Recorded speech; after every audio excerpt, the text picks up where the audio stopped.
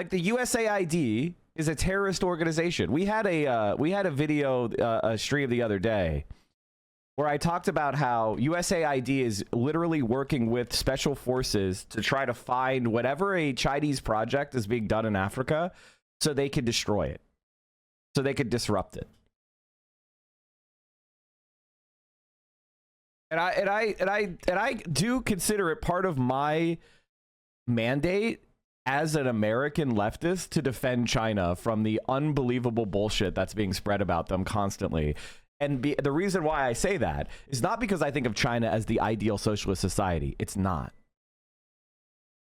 You can't disagree with the tremendous progress that is being made in China. There's no debating that.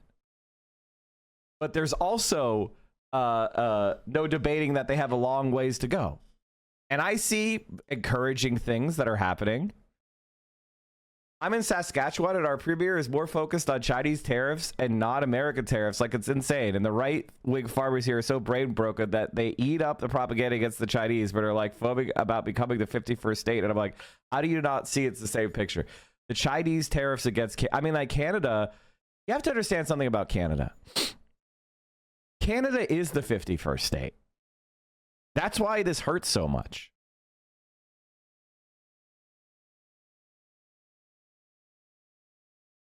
Like, that's why it hurts so much. You guys are the 51st state. Yeah, China forgives 23 loans for 17 African countries, expands win-win trade and infrastructure project. I mean, yeah. But again, China is trading with these countries. That means that China is evil. Like, that's literally just the way people approach this kind of stuff.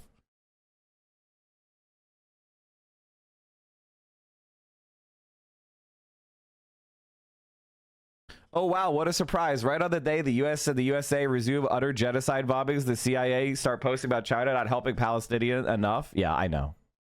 I know. The United States, it's a way of redirecting your own blame.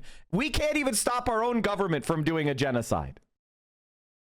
So instead of taking the blame on ourselves and feeling the tremendous shame that we deserve to feel because we failed to stop it, and I know a lot of other people have, and I'm not saying that people haven't sacrificed more than me. They have. A lot of people are suffering right now for all they did to fight for Palestine. But we as a movement are not strong enough to stop it. So we've got to blame China.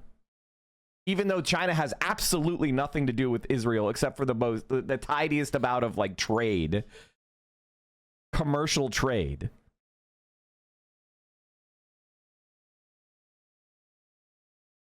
China wants a larger consumer base so it lifts nations up. China wants subjects so it destroys and weakens. Both are selfish, but China is pragmatically better for the world.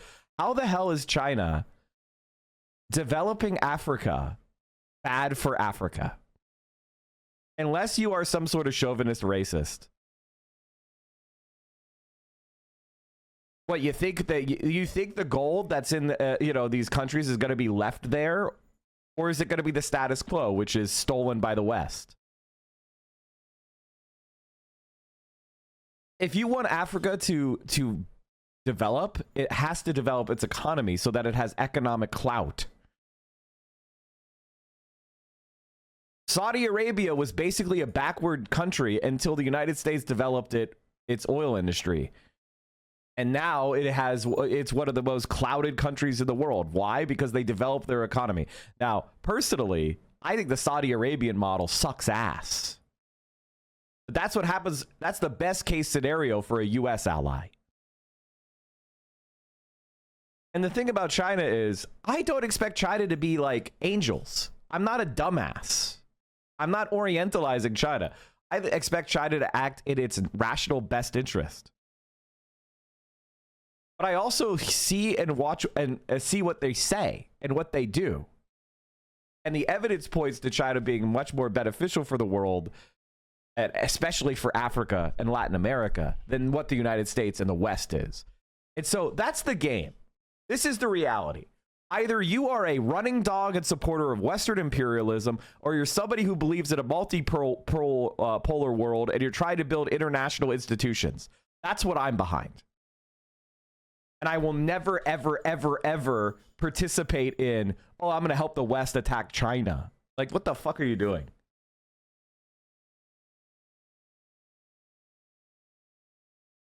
That's why we need to go into why USAID is a terrorist organization. I feel like a lot of people think of USAID as like handing out medicine to poor, starving Africans who are dying of AIDS. And that's what USAID is. USAID is just how generous and pragmatic and nice America is. No, USAID is a terrorist organization, and the more it's dismantled, the better. Development, or USAID for short, can't be a bad thing, right? Well, as is usual with well-intentioned American institutions, there's another less savory side. Those are poppy flowers. The presence of the United States is as a leading power in the free world is involved in your work directly. The people who are opposed to aid... Hassan needs to more forcefully say USAID is bad. He won't. And that's fine, because it's optically not good for you. This is a situation where the truth is not optically good, which I'm fine with. But I also don't want people to pretend like it's some sort of good organization. Here's Claudia Sheinbaum, president of Mexico.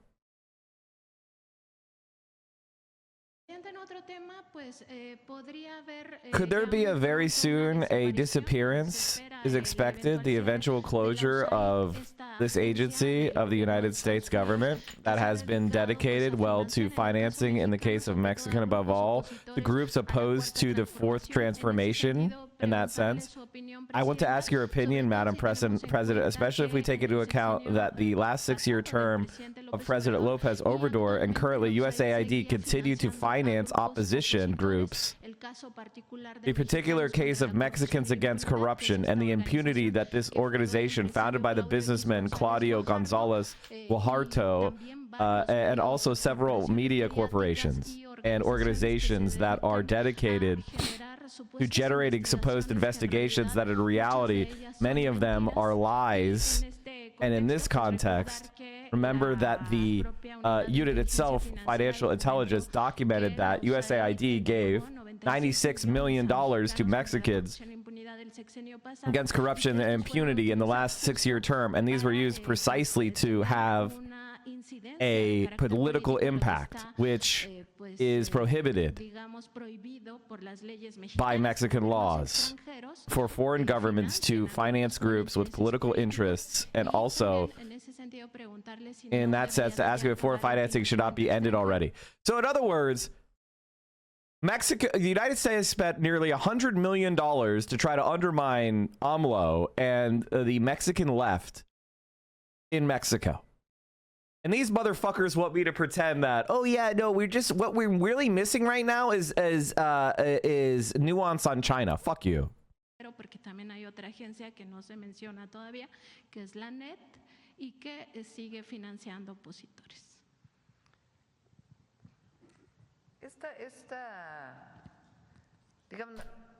Let's say the reason why they want to close it is another. They say they have this to groups, even communists believe, they say, okay, this translation is too slow. The reason is the other way around. This agency has financed from research projects to groups in government. In the case of Mexico, that Mexicans for Corruption have had demonstrated support from this agency. And how is it? Okay, this translation is too fucking slow. Let me speed it up so I can actually read. Okay. So in that sense, the United States wants to help development. It wants to help. Well, it should be transparent. No, because we do believe that the United States should help. For example, to give support in investments that allow for development so that the root cause of migration is not addressed, but in a transparent and in any case direct way, as Mexico does with welfare programs directly. But USAID has so many things that in truth it is better than the close. In any case, there's going to be aid for different types. They should open other types of channels. Now, of course, President Trump is also talking about the issue, the big issue is taking. Okay. The reason they want to close it is another. They claim they were financing so-called communist groups. The justification is backwards. USAID has so many things that in truth, it is better that they close it. Okay. Jesus Christ. Sorry, the translation was super fucking scuffed, so I couldn't understand what she was saying. But basically, what Claudia Scheinbaum is saying is USAID is actually a tool of American imperialism. But Trump is saying they're closing it because it's funding left-wing groups, which is actually fucking hilarious and stupid. But overall, it's probably good that they close it. Okay, moving on. You should realize that this is a very powerful source of strength for us. It permits us to exert influence for the maintenance of freedom. If we did not, were not so heavily involved, our voice would not speak with such vigor. And as we do not want to send American troops to a great many areas where freedom may be under attack, we send you. USAID, established in 1961 under President John F. Kennedy, was framed as a humanitarian organization aimed at promoting social and economic development in the Global South. In reality, it was just another piece of a larger Cold War strategy. The Foreign Assistance Act of 1961 centralized foreign aid under USAID, and explicitly meant to oppose Soviet influence through economic diplomacy. This soft power approach was in reality a cover for humanitarian programs to serve as tools to advance US geopolitical interests.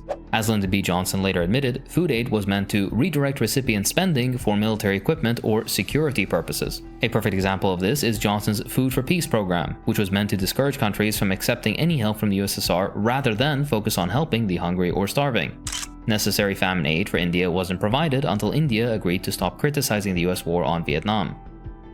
While USAID claimed to support self-reliance, its official reasoning prioritized counteracting drivers of violence and expanding democracy and free markets, badly masked foreign language objectives that ultimately serve American capital interests.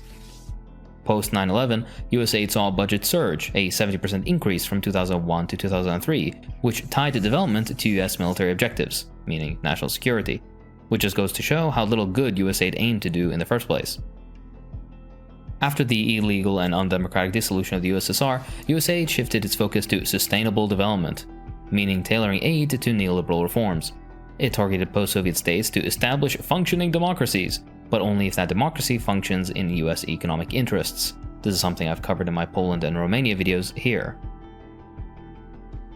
By the 2000s, the agency funded attempts to rebuild the governments the US destroyed in Afghanistan and Iraq, while framing its loose and ineffectual poverty reduction programs as addressing the root causes of instability, rather than, the illegal American invasions. The Trump regime has, as of this video, practically abolished USAID, justifying it as a major cost-cutting measure. This has accidentally also meant freezing American programs critical to countering China's Belt and Road Initiative, for example, amongst other covert American actions. Let's take a look at some, shall we? Back to the video in just a second. Let's hear from today's sponsor, Fume. Have you ever caught yourself reaching for a bad habit? A similar effort that is being made by the president. I understand that USAID is a form of soft power, but isn't some of the work good? Like they don't give out food and medicine. Okay, let me throw it to you in the other way. Let's say that Russia had an organization called Russia Aid, right? And Russia Aid came into our country, and they spent a few $100 million helping people in rural Appalachia get some housing assistance, and it helped a couple 100,000 Appalachians in America get slightly better conditions. But 80% of the people in Russia Aid were spies, and they were sending hundreds of millions of dollars to, say, for example, Project Veritas. And they were sending hundreds of millions of dollars to various, the Proud Boys. And they were sending hundreds of millions of dollars to supporting various far-right groups in this country with the goal of overthrowing the government in favor of an even more right-wing government. Doesn't hit as hard because we elected Trump already, but you get my point. Wouldn't you be like, yeah, probably we don't want Russia aid. Yeah, they're doing some nice things in Appalachia, But overall, I think the fact that they're pouring hundreds of billions of dollars into, or hundreds of millions of dollars into like politically fascist groups in order to attack our government is probably a bad thing, right? I mean, how much did people bellyache and bawl their eyes out over a couple $100,000 of Facebook ads? Imagine if they were in this country with dozens of spies supporting all the most right-wing lunatics. What if Russia aid was actually giving them weapons and was working with Russian intelligence to funnel weapons to these groups and they started killing people? That's what USAID does. In 1973, Senator Ted Kennedy wrote to the CIA asking if USAID was involved in Southeast Asian operations. And that's why Secretary covert stated, actions linked to USAID. We're going to explain it right now. At the time, Henry Kissinger confirmed that this was indeed the case, which led former CIA officer John Kiriko to call USAID a propaganda adjunct of the CIA. By 1970, the genocide of the Mayan population in Guatemala was well underway following a series of counterinsurgency actions carried out by a series of US-backed military dictatorships in the country. The police force of Guatemala specifically needed, quote-unquote, counterinsurgency training. Here, USAID stepped in to train, organize, and pay for at least 30,000 police officers. This form of training is best seen in another example. So the United States of America trained 30,000 genocidal Gestapo agents. This is USAID. If this doesn't stop you from talking about USAID ever again, I don't know, like, are you listening? Are you processing what I'm saying? Like, are you processing what 30,000 genocidal Gestapo agents means? Do you get it?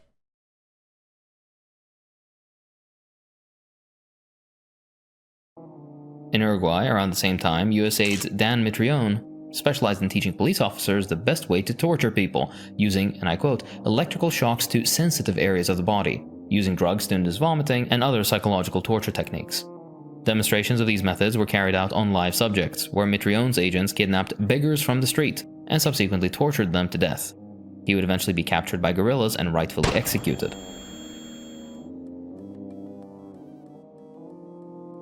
The Nixon administration stated at his death that his devoted service to the cause of peaceful progress in an orderly world will remain as an example for free men everywhere. What an example.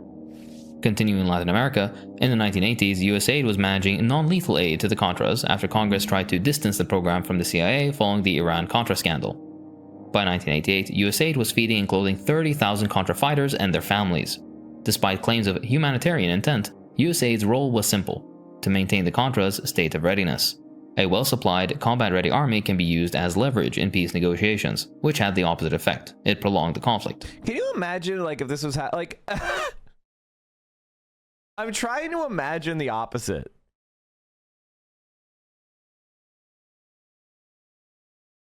I'm trying to imagine, like, China has 40,000 Marxist, Leninist, Maoist, guerrillas in Saskatchewan, and China Aid is providing them food and resources so they could survive. Like, what the fuck are we talking about here?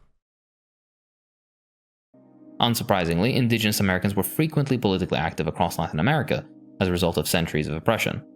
Between 1996 and 2000, Peruvian dictator Alberto Fujimori ordered the forced sterilization of 300,000 mostly indigenous women, and USAID gave him $35 million to do it. No American official has ever faced any legal consequences for this horrific act. Between 1984 and 1994, USAID granted $51 million to the University of Nebraska's Afghanistan Studies Center to produce textbooks for Afghani children.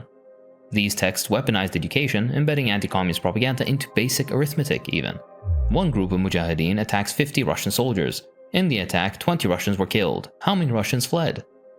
Religiously flavored propaganda was also explicit. D is for deen, meaning religion. Our religion is Islam. The Russians are the enemies of the religion of Islam. If that's true, then so are the Americans, but I digress. USAID's Islamabad office funneled even more of this innocent, non-lethal aid to Afghani mujahideen in Pakistan, including funds diverted to purchase weapons. A portion of these weapons ended up arming Pakistani radicals opposing Muhammad Zia al-Haq, while USAID money also financed luxury vehicles from mujahideen commanders. USAID prioritized destabilizing Soviet influence over actually helping anyone, and helped create the highly unstable situation we currently have in the country. Of course, that's not to say Socialist Afghanistan or the Soviets made no mistakes, but we made a dedicated deprogram episode about that here. In Venezuela, US sanctions beginning in 2017 crippled Venezuela's oil economy, causing hyperinflation, food insecurity for millions, and a migrant crisis. These sanctions precipitated healthcare collapse and widening poverty, while blocking Red Cross aid imports. At the same time, leaked US embassy documents exposed USAID's funneling of $116 million to Carlos Vecchio, a fugitive opposition figure appointed as an ambassador under Juan Guaido's sham US-backed interim government.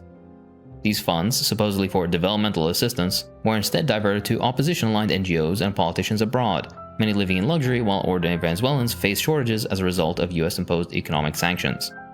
Recently, FBI investigations revealed Guaido and his allies had embezzled over $1 billion in US aid, meaning only 2% of the aid was used for humanitarian purposes. This, of course, is by design. The US government isn't stupid. This corruption is part of how USAID's democracy promotion entrenches dependency on foreign-funded networks that prioritize regime change, and ensures that these opposition figures never bite the hand that feeds. Add to this the fact that regional media was nearly 90% dependent on USAID grants, and you have quite the cocktail. This became a problem recently because, with the Trump regime freezing USAID's global operations, many civil societies and democracy promotion groups and independent media outlets started closing up shop, magically, almost as if they were bankrolled by the US government to push regime change. Oh my. Well, they were, and I've made another dedicated video on that here. But let's take a closer look at the so-called independent media. USAID has been spending over $250 million per year training a network of more than 6,200 reporters working for almost 1,000 outlets or organizations, this time under the guise of promoting independent media. The shutdown of USAID shows just how much pro-US content out there is astroturfed by this supposedly aid-based organization, and exposes just how much major parts of the global media are nothing but an adjunct to US propaganda and foreign policy interests. Interesting to note, not one single outlet with a radical leftist perspective has received so much as a cent from USAID. Isn't that odd? Wow, man. Well, that's actually not totally true. I mean, if you're an ultra or an anarchist, there's been plenty of CIA support for those groups. As the CIA says, if you want to make sure that a movement has absolutely no motion and is no threat to the United States of America, make sure you support your anarchists and your ultras. Much for the independent part of independent media. Echoing this point was the CEO of USAID-supported organizations in Bosnia, who said, bluntly, if you are funded by the US government, there are certain topics that you would simply not go after, because the US government has its interests that are above all others. In Ukraine, following the 2014 Euromaidan protests, the US allocated $44 billion in foreign assistance to Ukraine through USAID, Treasury, and USDA, explicitly targeting vague democratic transition work. These grants would bankroll political work that would eventually lead to the freezing of elections and the banning of all opposition parties, including the several highly popular communist parties within Ukraine. The Trump regime's 2025 freeze on USAID projects abruptly stopped some of this work that had continued into the war, with journalists writing for the Kiev Independent noting that regional media, which is 90% reliant on US grants, faces total collapse. In Syria, it was USAID's stabilization programs that advanced US geopolitical aims under the guise of humanitarian effort. Its objectives explicitly targeted regime change, focusing on demilitarizing Syria, reorienting its government towards a pro-US foreign policy, and ensuring it does. Holy shit, this is based. Journalists at Voice of America were just informed they've been put on administrative leave. 2 people there told me this went to all full-time employees. Voice of America is effectively shut down from this moment.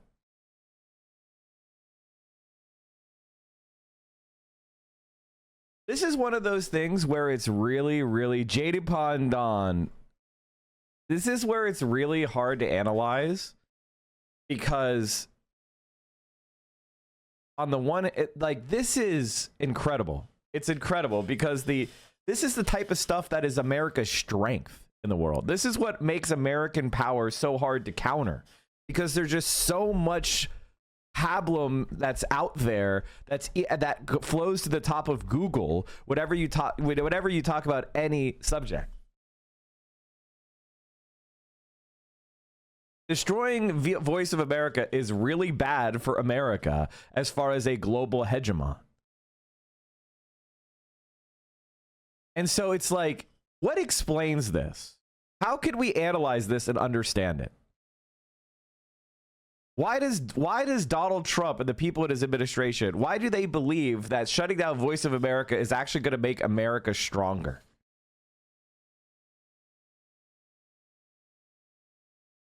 And I come back with a response that is honest to God. I'm really concerned, actually. I think I consider this to be to be something that is good in the long term, but bodes very poorly in the short term, because it means that they're so profoundly incompetent and stupid that they're believing their own bullshit. It's like one thing for you to, use QAnon to get your message out, to get supporters of like kind of cranks and weirdos online, right? That's one thing.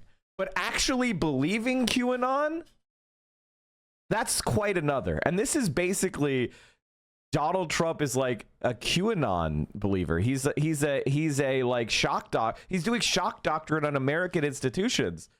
And like, if you study history, there's one thing that will continually start to pop up more and more and more over the course of your study of history, which is that the more effective and centralized a polity is, the stronger it is.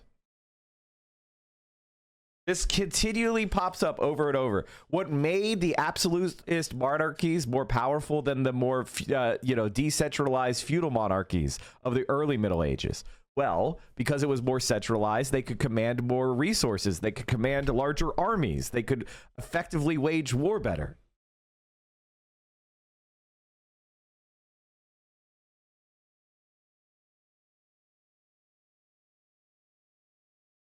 I think no one in the Trump administration understands how American power actually works. I mean, they have Tulsi Gabbard, who is a CIA agent.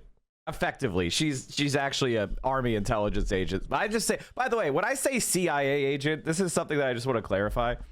When I say CIA agent, I'm talking about the entire American intelligence apparatus. I'm talking about the NSA. I'm talking about the CIA. I'm talking about the DIA. I'm talking about, FBI counterintelligence. I'm talking about all of the American and, political police and, intelligence operations. I'm not just talking about the CIA itself. I'm talking about all of American political work and, USAID, all that shit. Voice of America, all of that is included when I say CIA. Okay, I'm just using CIA because that's what normies think of.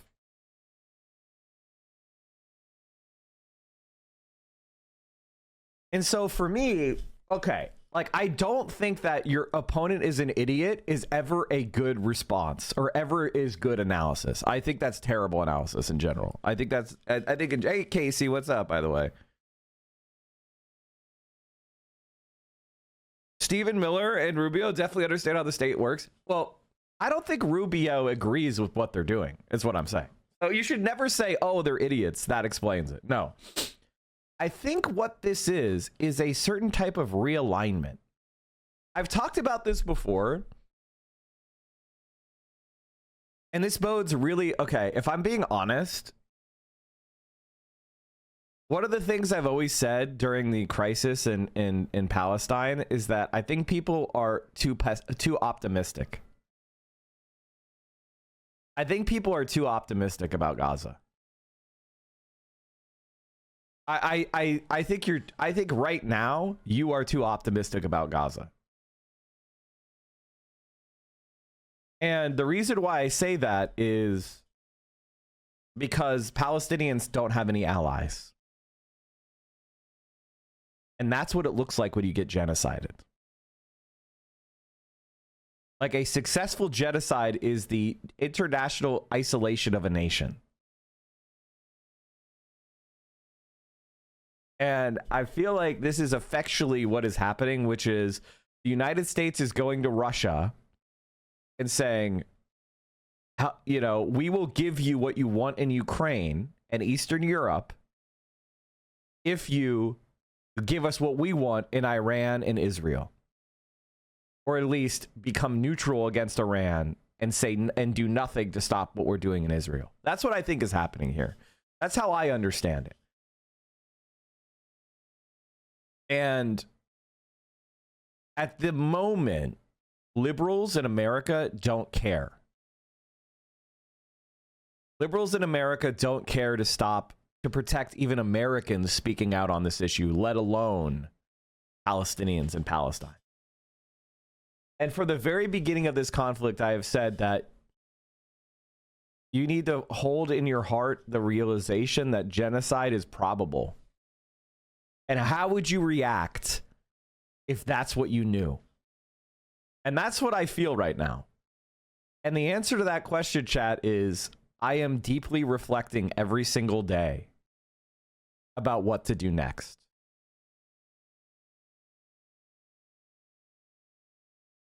Every day, I honestly spend a lot of time sitting and thinking about what to do next.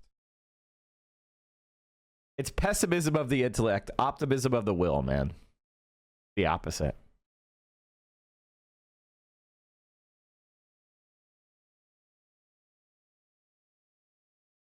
And I legitimately, the thing that really concerns me is I just don't feel like China is really...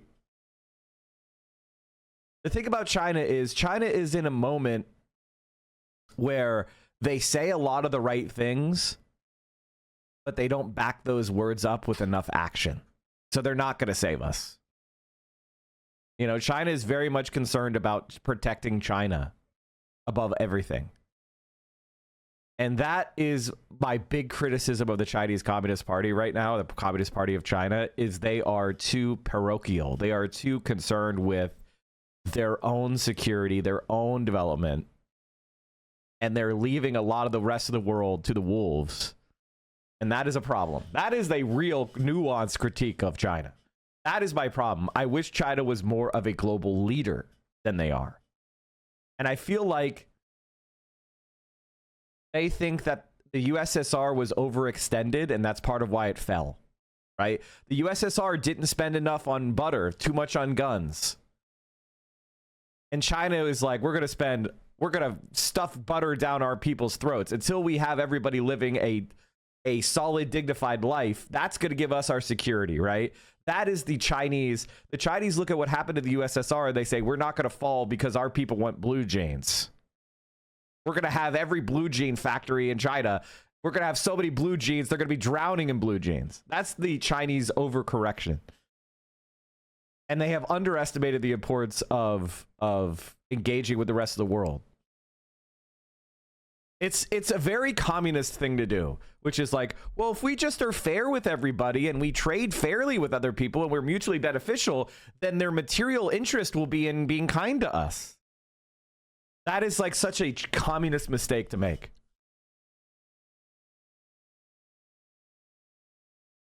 And it's like, no, man. People are more motivated than just by material interest alone. They have a lot of like spooks that occupy false consciousness. China understands that the end game is climate change. That's why they don't put too much weight in helping countries that are suffering from US and Russian fascism. It's sad, but no, I mean, they are operating purely cold-bloodedly for the survival of the 1.5 billion people of China. That is literally the way they operate. They operate from a position of the stronger China is, the better we'll be able to operate in the future. And so we're going to focus on doing what we need to do now domestically to make China as powerful and as secure as possible. And we're going to be fair and mutually beneficial with other countries, but we're not going to be involved. And they're going to stand up for the right thing internationally, but and here's the problem with China. And here's a really good criticism of China. We're doing Criticize China Day for me, which is, they will oftentimes say, hey, what do you think about Taiwan? Is Taiwan part of China? Okay, that's what we want to hear. You say it's one China policy? Okay. And they have a preoccupation with Taiwan. And here's the thing. If you analyze China's geostrategic reality, they should be obsessed with Taiwan, because Taiwan represents a strategic dagger to their throat. Until Taiwan is resolved, they are incredibly vulnerable. Taiwan is the best staging outpost for an invasion or physical threat to China that you could ever imagine. Of course they're preoccupied with it. Can you imagine if there was a hostile country that was bristling with arms that was on fucking Manhattan Island? Like, of course we'd be freaking out. And, you know, Mao made a bunch of boneheaded mistakes in foreign policy, trying to, you know, basically, you know, it was a different time of, you know, a rivalry with the Soviet Union because of the Sino-Soviet split. So he tried to play the US off against the Soviet Union, and that was a fucking mistake. I honestly blame the USSR for that, but let's, you know, it is what it is.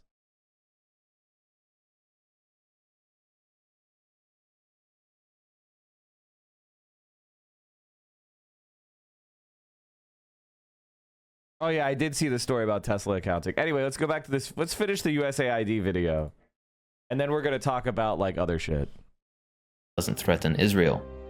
Investigative reporting reveals deeper ties. USAID contracted Creative Associates International for projects like Zunio, a Cuban Twitter clone designed to foment dissent, under the same civil society support program used to destabilize Syria, Libya, and Egypt.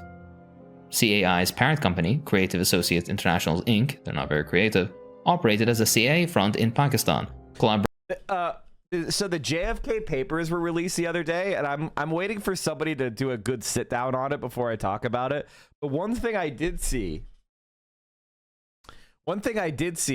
is that there were 1,800 companies that were CIA fronts, or at least willing to offer themselves as CIA fronts.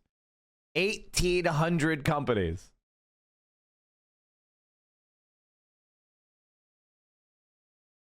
That's crazy.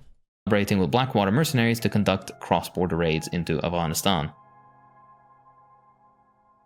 It's all interconnected. In other attempts, USAID framed its covert regime change efforts in Cuba under the guise of public health.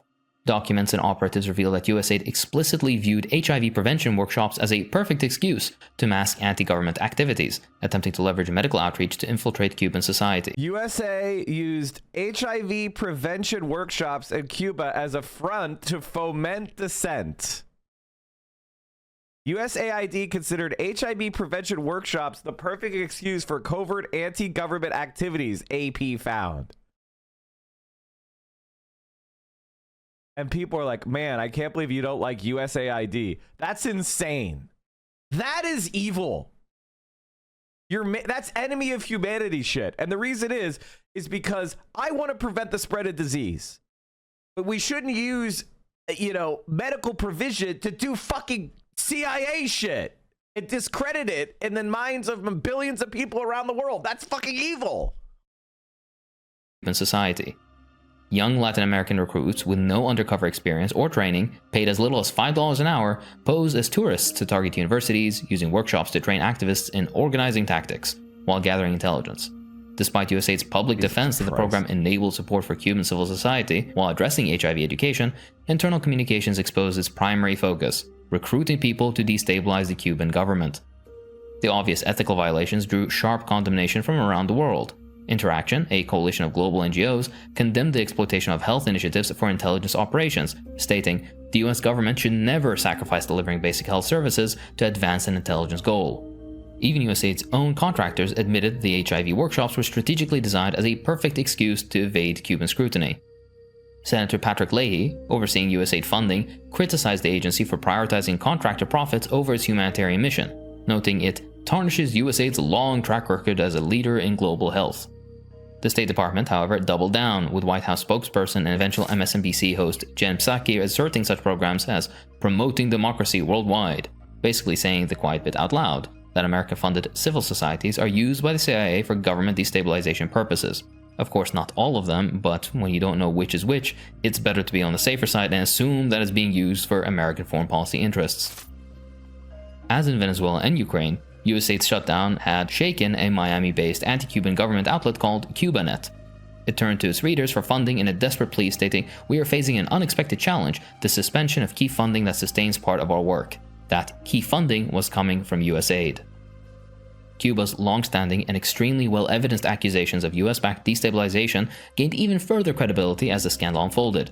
The Cuban government has repeatedly warned that foreign civil society programs served as fronts for destabilization. The US scheme risked irreparably damaging global trust in public health initiatives, with HIV prevention now potentially seen as a dangerous front for seditious activity, much like fake vaccination programs conducted by the US in Pakistan when searching for Osama bin Laden. The fallout extended to diplomatic relations as well. A declassified State Department review condemned the US response to the ensuing crisis as plagued by a lack of senior leadership, ineffective communications, and systemic disorganization, basically incompetence at all levels. In 2017, the CIA abruptly withdrew from Havana, with its tail between its legs. While liberal pundits have been singing USAID's praises and touting its so-called accomplishments, the international reception has been interesting, with many finding common ground in welcoming the retreat of USAID funding. El Salvador's president Nayib Bukele, himself a bit too close for comfort to American foreign policy, said, "Most governments don't want USAID funds flowing into their countries because they understand where much of that money actually ends up. At best, maybe 10% of the money reaches real projects that help people in need. There are such cases. But the rest is used to fuel dissent, finance protests, and undermine administrations that refuse to align with the globalist agenda." I hate populist speak, but you get his point. Colombia's president, Gustavo Petro, stated, "While the press may be lamenting the demise of USAID-backed media, many heads of states are not. Take your money with you. It's poison." Since tools of empire often come home to bite the empire's citizens, the so-called imperial boomerang, refer to JT's great video here for more, it shouldn't be a surprise that the US Department of Defense employs a minimum of 60,000 people whose only job is to influence public opinion from behind a keyboard. Basically the largest undercover troll army in the world, who are very likely breaking domestic and international law. The so-called Twitter files revealed a real campaign by the Department of Defense and Twitter to carry out an influence operation across the Middle East. Another aspect of this deep control, or at least heavy influence, of social media by the government was revealed by a Mint Press investigation that found that apps like Facebook, Twitter, Google, Reddit, and even TikTok are filled with former CIA and USAID officials, amongst others, from other national security agencies. And yet, according to an internal document, USAID is frustrated by those same sites, plus Twitch and 4chan and Discord, because users are able to build communities that lead them to populist rhetoric and the challenging of US government narratives. The document goes on to outline methods of suppressing actually existing independent media, such as threatening advertisers into cutting ties with websites to strangle their finances. Later, USAID suggests directing people to mainstream, corporate-owned outlets to psychologically inoculate themselves against inconvenient facts that challenge US hegemony. This so-called pre-bunking, which includes discrediting the brand, the credibility, and reputation of those making supposed false allegations, is just a euphemism for a policy of the state censoring or trying to censor media it can't control, and those DoorDash and Clara have signed a deal where customers could choose to pay for food deliveries in interest-free installments or deferred options aligned with payday schedules. Bro. People are layawaying your delivery. Okay, first, let me just say this. As somebody who... Okay. I like restaurants. This is my biggest white man vice. Is I'm like Nandre. We like food. We like going to really nice restaurants, not based on their cost, but based on how they taste. Okay, that's the number one thing I care about. Okay, I love food. Okay, this is true. Fat Mike is here. As somebody who from time to time gets delivery, I will say this: if you need to do layaway, you should not be ordering delivery on that, man. You got to go to the grocery store and you got to buy yourself food to cook. You need to no layaway on delivery. No, fuck no. That's insane. That's absolutely insane. No.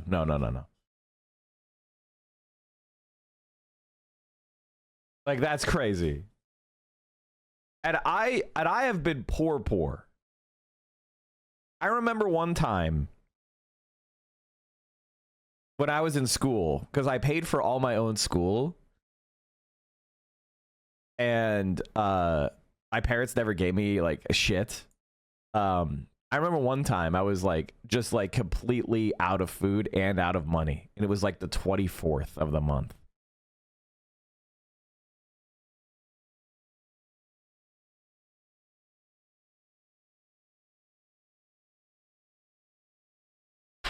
Like that, ladies and gentlemen.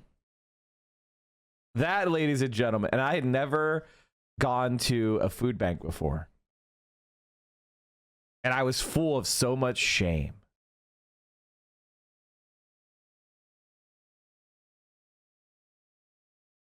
And I was like,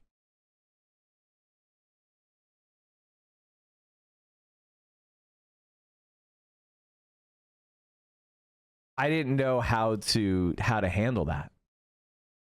You know what ended up happening? So I still had my internet. I had a computer and my internet. So I was like searching food bank shit. You know what happened? I had a roommate and his mom came over and she brought this, there's this Greek dish, which is sort of like lasagna. What is it fucking called? God damn it.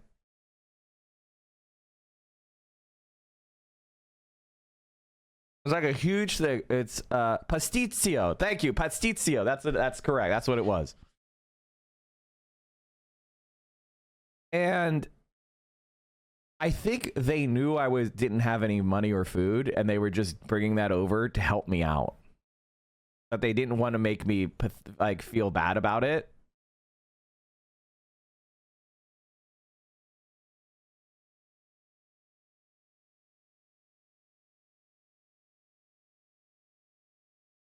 So it was just like, oh, my mom brought this huge tray over.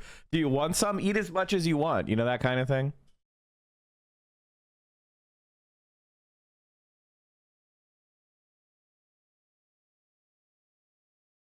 Like that, ladies and gentlemen.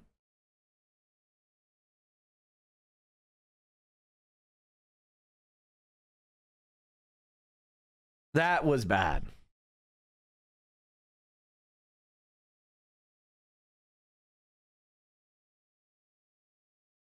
And so, like, I get it, man. I know what it's like to be starving, dude. You know what I mean? Like, literally.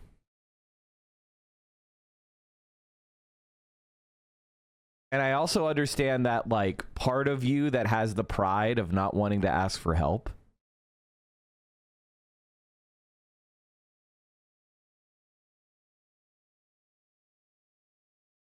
So now whenever I get delivery, now that I have more money because of the success of this stream, and thank you all of you for supporting the stream so I could afford to do things like order food out.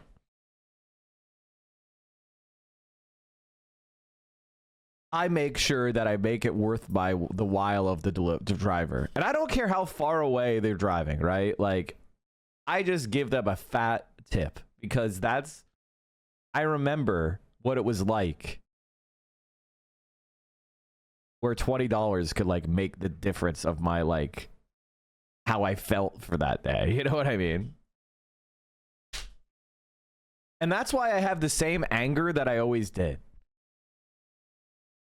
I honest to God find it psychotic to be like Asmongold. Like, this is the thing I find to be the most psychotic about Asmongold.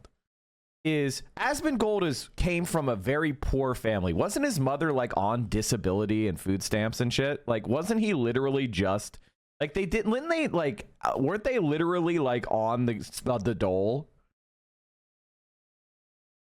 I cannot imagine being a family of people who were generationally poor and then becoming right wing. I mean, it's just, I mean, where do you get, like, you should have died, man. If the politicians that you support today had their way, they would have you starving to death. Like, what goes on in his brain? How does he justify that? I know he's talked about it, but I'm not an Asmongold guy. Like, how does he justify it? Doesn't he think about the millions of other people that are in his same position? And by the way, wouldn't he argue like now he's a multimillionaire? He's providing, quote, entertainment to millions of people. Doesn't he think that there's a lot of other people just like him out there who, if they are not given support, will never realize their potential? Like, I just don't get it.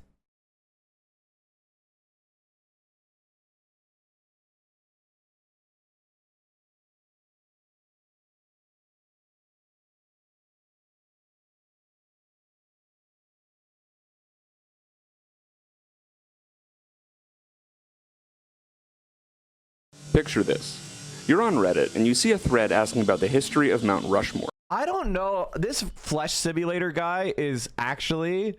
Okay, I've seen him on shorts before. I don't know if he's a right-winger. He strikes me as an anarcho-nihilist type. Am I wrong? Is he like a left-winger?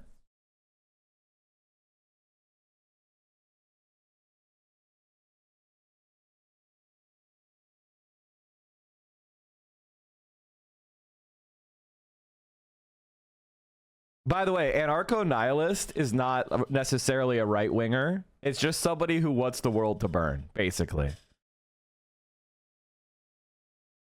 It's a very edgy, it's an edgy take. Okay? It's basically like terrorism? Question mark? Yes. Answer. Like it is it's the Joker philosophy, basically.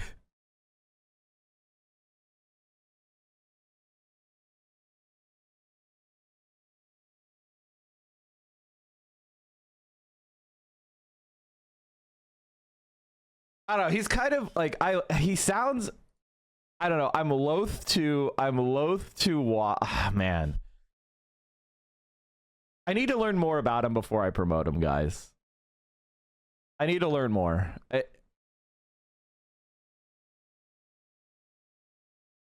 I'm intrigued, but I'm also like, you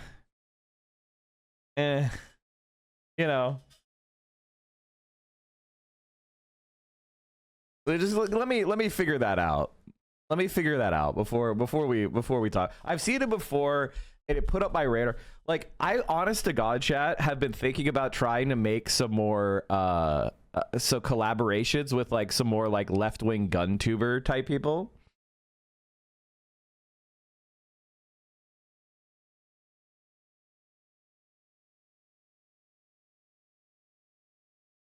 He's bizarre. A lot of the parapolitics community hate him. Okay, that's +1 for him possibly being good. If the psyops of the conspiracy Reddit don't like him, then maybe he's actually pretty good.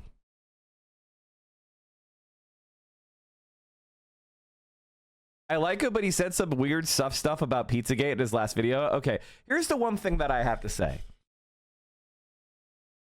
Pizzagate is obviously not true.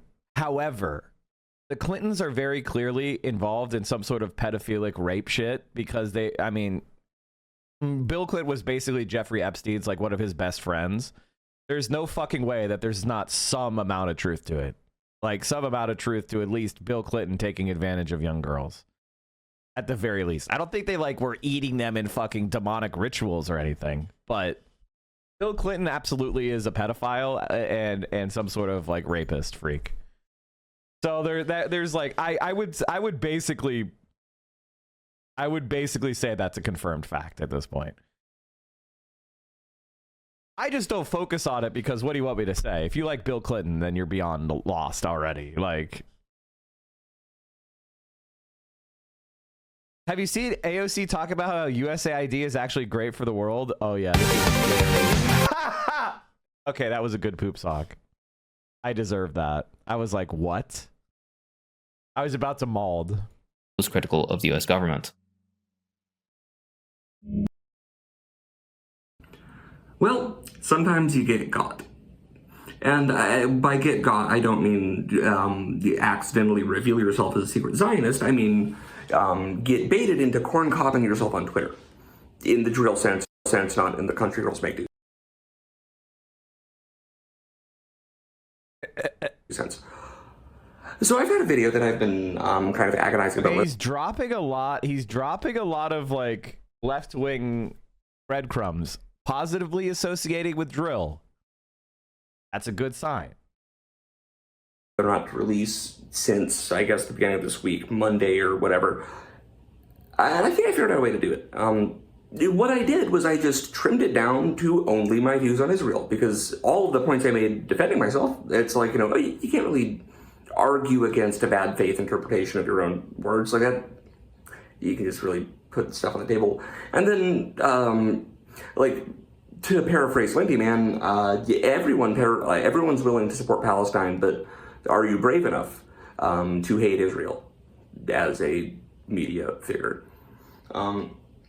So yeah, we'll watch that now, I guess, despite the fact that everyone that I've talked about this has been like, you know, no, don't do that. I'm still doing like the semi-detached irony thing. Like I'm not gonna get into my real opinion on the millstone around the neck of all, you know, non-Zionist Jews posed by Israel being a genocidal thing. But like that's too serious. That's a bummer. I want to do a funny video about war. Is he Jewish? Crimes. But also, yeah, you get to see the glasses. You get to see what these do. They have worn this part of my face, my brow ridge. They have made it all shiny because of this bit. Anyways, it's been a stressful experience, by the way. I think after I'm done with this, I'm going to have to smoke some British Columbian weed. I am not a Zionist. As in, not only do I support the end to the incomprehensible horror of this genocide and strongly condemn the Israeli atrocities over the past 15 months, I actually don't even think Israel should be located there at all. Oh, so you want us all to die, huh? Nope. I'm saying that if we wanted a Jewish state post-World War II, which, you know, given the circumstances, honestly kind of a reasonable thing to want, it should have been something like Boca Raton and part of Manhattan. But that's our ancestral homeland. Womp, womp. Don't care. The other people are living there now. The U.S. diaspora became the majority. You can thank the German. Just think, like I get what, I get the understanding of, like, Jewish trauma from the Holocaust. But I don't understand the idea of, oh yeah, the best way to respond to fascism is to set up your own fascism. And Slavs for that, it belongs here. If, you know, if not in a official sovereign sense, at the very least, in a sort of unofficial sense, like the, you know, Amish in Pennsylvania, or the, you know, the LDS Church out in Utah, or the Muslims in Dearborn. I don't believe in blood and soil. I think that is Nazi shit. I mean, it literally, objectively is Nazi shit. I don't even have to think that. It's just a factual statement. I think it's a bad idea to return everyone to the geographic location originally inhabited by each nationality or ethnicity for a lot of reasons. Not in the least of which being that I don't really want to get sawed in half and then have one half mailed to England and the other half mailed to an entirely raised shtetl in Lithuania. The amount of bloodshed and death and human suffering necessary to maintain Israel being where it is not even close to justifiable. The deaths of, you know, at bare minimum. Okay, well, I've heard enough.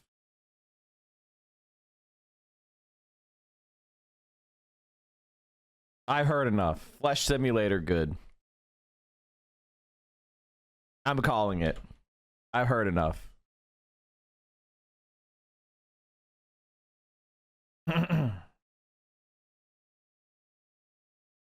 Basically, he's too sophisticated to be anything but a left-winger. Unless you have some sort of other evidence that you want to present. He's too sophisticated. His points, you know, even knowing what a shtetl is means that you are too educated to be a liberal. Like literally. Like, understanding the historical reality of Judaism in the Baltic region, or in or in Poland, and knowing about that shit and being coherent enough to bring it up in an extemporaneous comment. No, the dude, he's not a right winger. No.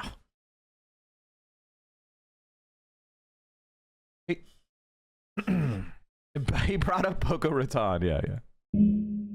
USAID's operations All are Jews know shtetls, though. Yeah, but he was arguing against Israel. How many right-wing Jews are defending Palestine? Like, come on, that's not a thing. That's not a fucking thing. Secular right-wing Jews that defend Palestine is not a thing. Basically, in the Baltics and in Poland, they were basically, how to put this, like, Poland was one of the states that defended the rights of Jewish people the most, and they had large Jewish populations because they were a refuge for the Jewish people. That's why the Nazis, when they invaded Poland, because they were trying to kill off the Jewish race. Or there were most of European Jews were literally in those regions because they were so pro-Jewish in the Middle Ages and the Renaissance, and so they had large Jewish populations that were integrated into society. They also had more Orthodox Jewish populations that maintained a certain separateness and their own culture and language and traditions. So that's why, so when the Nazis invaded, Poland and the Baltic regions, Latvia, Lithuania, and Estonia, a lot of right-wingers participated in the extermination of the Jews. Actually, the collaborators in, say, Lithuania and Estonia and Latvia were some of the most virulent Nazis in all of Europe, even more so than the Germans. In fact, they were so interested in collaborating with the Nazis and exterminating the Jewish population there, the right-wing Latvians, for example, that they were actually declared Juden-free, which means free of Jews, because they so thoroughly exterminated their Jewish populations. So, yeah. Anyway, being against blood and soil nationalism, being against Israel, that's, you're not a right-winger. Inseparable from America's imperialist objectives. They're designed to counter foreign so-called enemies with varying degrees of success. Crucial for the system are people and programs who assist in diverting aid funds to corporations and oligarchs through rigged financial systems, coercion, and violence, a Cold War-era strategy refined to secure resource extraction and political compliance for the American ruling class. During the Cold War, the US appointed itself the leader of a democratic camp against socialist states, using aid to sympathetic countries and populations to isolate them. Foreign aid spending peaked at 4.7% of the federal budget in 1963, but collapsed to 0.6% by 1989 when the Soviet Union was in decline, revealing USAID's overtly transactional purpose. If it really was about poverty alleviation or whatever other positive goals, the funding wouldn't follow the ebb and flow of American politics. Modern priorities make this even more clear. $14 billion in direct aid to Ukraine for the war against Russia, and $3.3 billion annually to Israel, not to mention the many other grants and funding, but not a cent to the American public. Monroe Doctrine types say that dismantling USAID risks ceding regions like Africa and Latin America to rival powers, as if these areas were theirs to do with as they wish, eliminating decades of NGO-driven soft power. The language really is disgusting. The World Bank's Eugene Black explicitly stated that aid was meant to maintain the West's political and economic dynamic in the global South, a stance mirrored in USAID's funneling of loans to privatized infrastructure projects in the modern day. Aid programs prioritize corporate profits over local welfare. Loans to nations like Ecuador are structured to enrich firms like Bechtel and Halliburton, indebting countries and forcing resource extraction. This promotion of democracy and free markets masks a more nefarious neoliberal project. Crises, real or imagined, are weaponized to enforce mass privatization, especially of state institutions. I made a video on privatization recently, which you can see here. This also bites at home. After Hurricane Katrina destroyed New Orleans, the city replaced 123 public schools with 31 charter schools, leading to the firing of 4,700 unionized teachers to benefit contractors, a template that's been replicated globally. The doctrine that only a crisis produces real change underpins the strategy. When economic coercion fails, military intervention, or the threat of it, typically ensures compliance. Ultimately, though, domestic politics drive aid fluctuations and... He's a right-winger. Anytime Ragebait gets posted on Twitter calling for the execution of Black T for stealing a jacket, his videos have the sheen of quality, but they're almost always the video essays on other people's work. The reason he makes videos of why he isn't a Zionist is because he tweets dumb shit all the fucking time that would imply he is one. Oh no.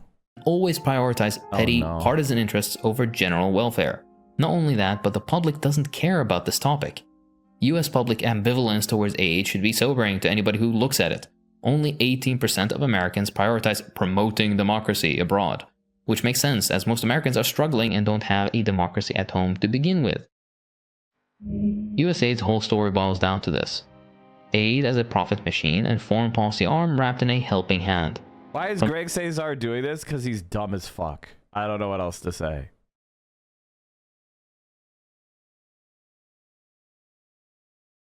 I think it's dumb as fuck. Zoran very clearly has the momentum. This is dumb as fuck. I don't know what else to say. And this is a problem with DSA overall, is that they don't have... There should not be... What we should have is an internal DSA process. And either... And like, it's dumb as fuck to have DSA electeds going across the country to endorse against other DSA candidates. We need to stop. By the way, we also need to figure out, like, this is why the Democratic Party entryism is fucking useless, because it is against any kind of party discipline. All right, let's finish this video on USAID being CIA. From the Cold War onward, it's been about control. Starve India into shutting up about Vietnam? Sure. Radicalize Afghani children with CIA math books? Why not? Bankroll Venezuelan opposition grifters? Absolutely.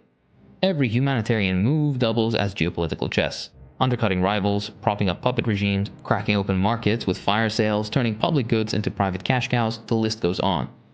It's colonialism with extra steps.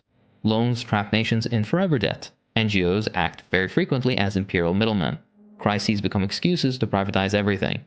USAID doesn't fix poverty, it needs poverty to justify its existence, and pushes for the foreign policy interests of capital at every turn. Aid is just empire maintenance, with better PR. A better world is possible. A little addendum at the end. I don't want anybody to misunderstand me and assume that all aid is negative. It's just that when aid, particularly coming from governments with an expressed interest in influencing local politics, is handed out, there are usually political or other caveats that are attached to it. The United States has never done anything out of the kindness of their own heart. Their own history reveals this. If they're giving aid to a particular country, they're doing it to advance a particular interest. Now, whether that interest is towards infrastructure projects that are privately funded so that American corporations benefit, or it's towards civil NGOs that will then influence local politics so that they can bring about regime change, it doesn't really matter. But there's enough evidence to indicate that one should be wary of particularly USAID, but just aid in general, especially in the form of NGOs and civil societies and democracy-promoting groups, so on and so forth. There's a reason why undemocratic American allies don't get any media time or scrutiny or critique. Meanwhile, other nations are not so lucky. Use a bit of critical thinking. That's all for this time. If you enjoy what I do, then please consider supporting me on Patreon. It really does help. I'd like to... Hakim is once again... I wrote a thank Hakim for that Cuba example. I didn't know about that. I didn't know about that specific Cuba example, so I want to thank Hakim for that. Everybody, if you're not subscribed to Hakim, then what are you even doing? I love socialist ideology, but the libs don't even need to suppress us. Our own members do that themselves through endless ideological battles. It's because we don't have a... It's called what... That's what losing feels like. You know, when you're losing, you turn on your own because it's safer than turning against an enemy which has defeated you. Right? Like, it's just what losers do. Infighting is what losers do. The left will lose as long as leftist purity tests dominate discourse. I mean, it depends on what you mean. Right? It depends on what you mean by purity testing, right? I don't like the phrase purity testing because I think that it represents a thought terminating cliche.